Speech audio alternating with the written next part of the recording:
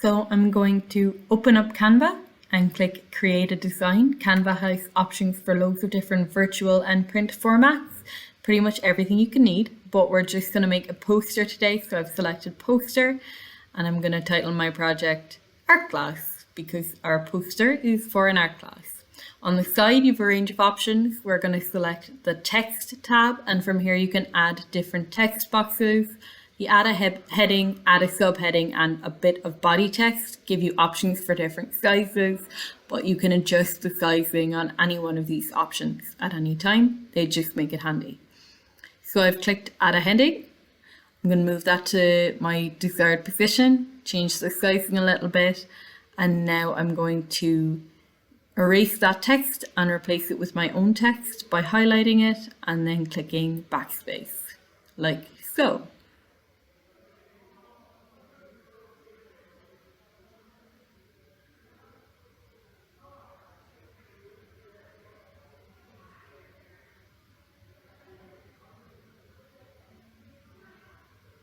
So when you're making a poster, the most important piece of information you're going to have on there is the event, then the people who are organizing the event, the time, and the location.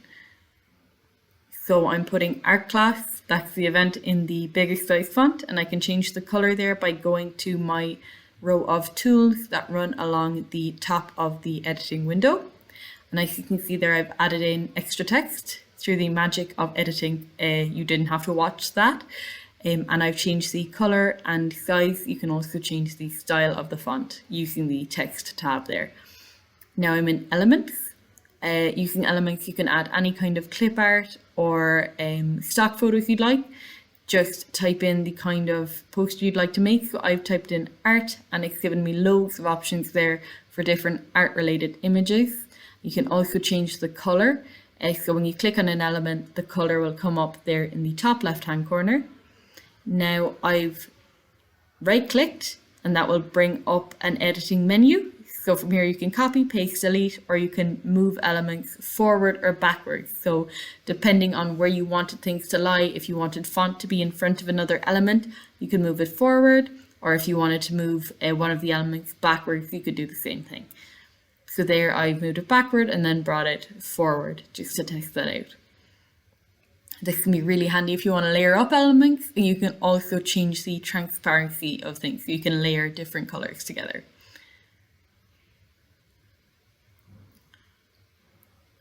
You can also change the color of elements. So if you select them, it will bring up the colors there. And the document colors tab there will show you all of the colors that are currently in the document, and that can help you to make a nice matching composition. I'm adding more contextual information there. So I've added our Instagram handle, and I'm going to say what the cost of the event is. So this event is free. And there I'm just adding a background to the text so that it'll be easier to read. So I'm going to go into effects here.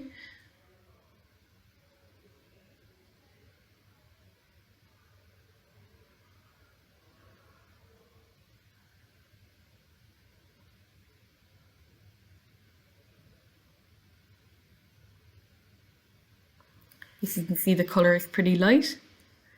And I'm also going to change the font there, and then in effects I can add a background, and that will make it stand out a bit more from the rest of the composition.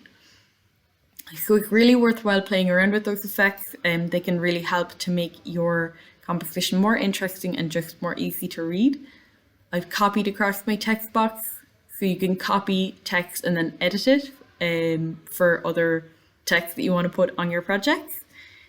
Lastly, I'm going to let people know where they can book the event.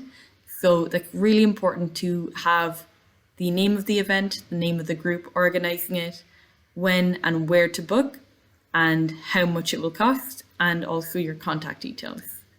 You can also add a QR code, as I'm doing here. So if you copy the address of the website where you would book the event, and put it into a free creator such as QR Stuff, you can use this to create a QR code, which you can then copy and paste into your composition.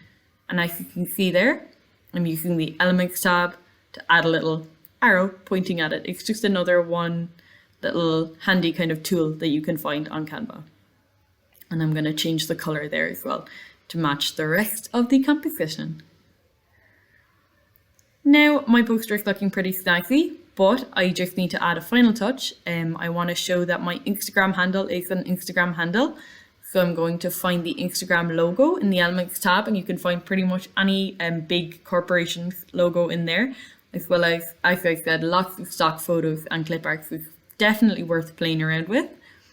You can also find templates for your posters in the Templates tab and upload your own images in the Uploads tab, as we're going to do in a few minutes.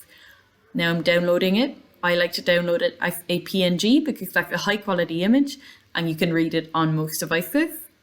I'm also copying and resizing the project into an Instagram format. That is a tool that Canva allows you to use.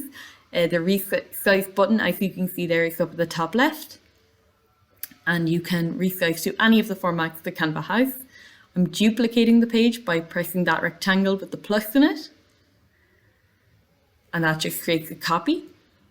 And in order to make it more legible on Instagram, I'm going to resize the text. So I'm deleting some of the text from my first page to make room that I can resize the other text. And like one nice thing about Instagram, it allows you to have multiple pages. So you can kind of make things more eye-catching by dividing them up into different categories.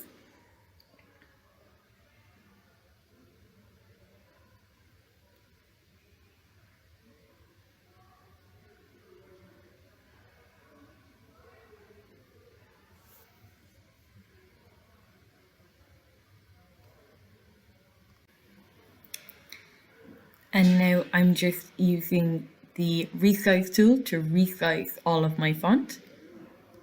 So if you shift click, you can select multiple different text boxes or elements, and then that will resize them all evenly at the same time. Of course, this is just one little tip or trick, and the more that you play around with the website, the easier it will be to understand all of this.